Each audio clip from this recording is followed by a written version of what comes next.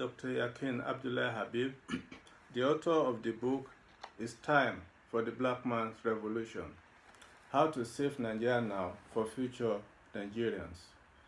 In the 8th episode, I presented a brief of chapter 10 of the book dealing with economic indices. I now give a brief of chapters 11 and 12. Chapter 11 is titled Alarming Debt Profile. It is difficult to state the exact figures of our debt profile, as various figures are in circulation. However, the total debt profile of the economy was put at $85.3 billion, or 26 trillion naira as of September 2019. Nothing can be more alarming than a nation of over 200 million people living on debt. Our future has been mortgaged. The fact that we borrow so much to survive indicates that we are not creating enough value to cater for ourselves. We have recklessly mortgaged the earnings of future generations. Government's penchant for debt is to put the future of younger Nigerians in jeopardy. A pertinent question is whether we have judiciously spent our loans on viable investments such that they can offset the liability and create assets for the nation.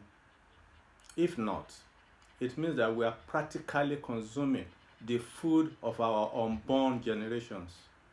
What can we call such a situation, if not a failed or failing state?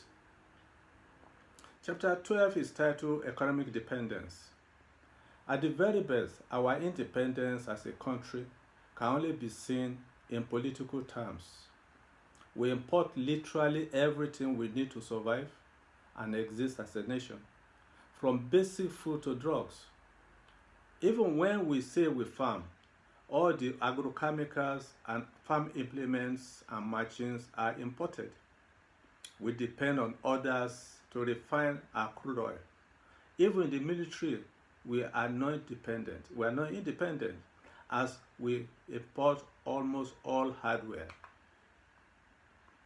So what happens if we fall out politically with any of these nations that supply us these basic necessities of life?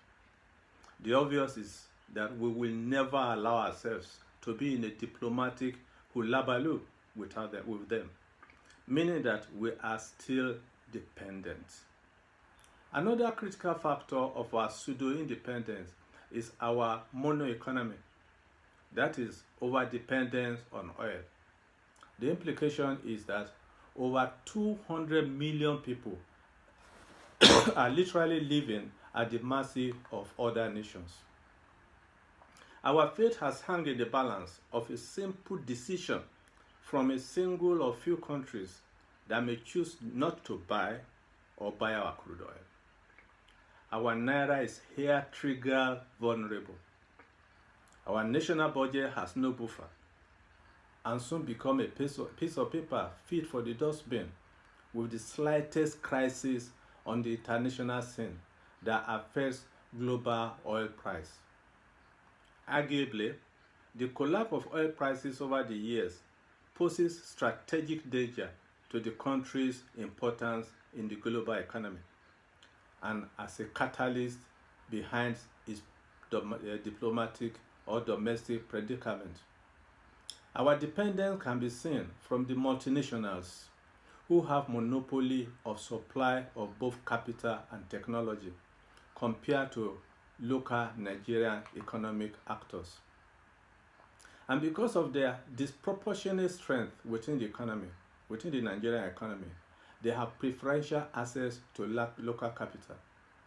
Their subsidiaries in Nigeria are able to borrow from local financial institutions on better terms simply because their credit is backed by the worldwide financial resources of the parent company.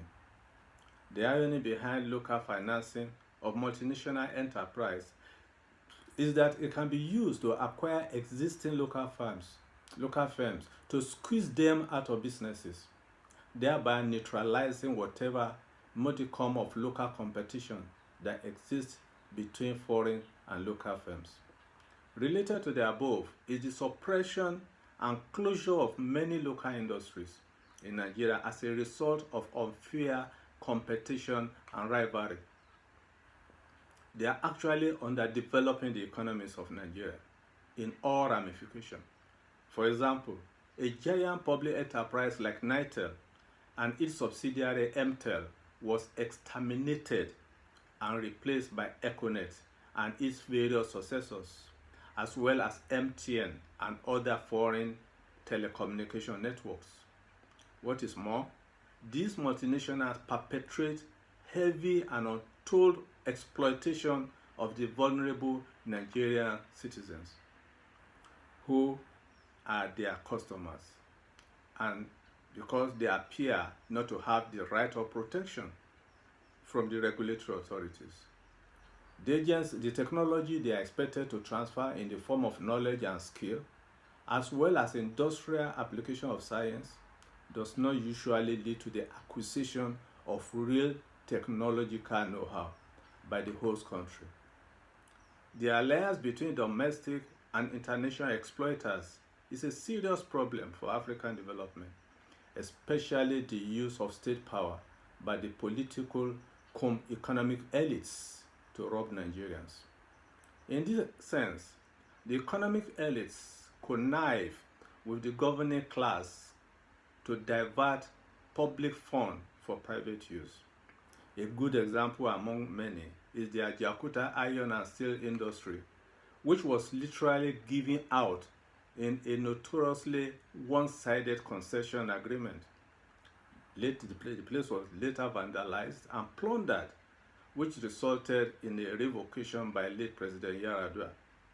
Indigenous elites here play a key role in bringing in the policies of these neo-colonialists of Western Europe, or those of the new economic colonizer who are taking over our economy today. In the next episode, I will give a brief of chapters 13 and 14 of the book, which will center on industrial deficit, infrastructural deficit, and population growth versus economic growth.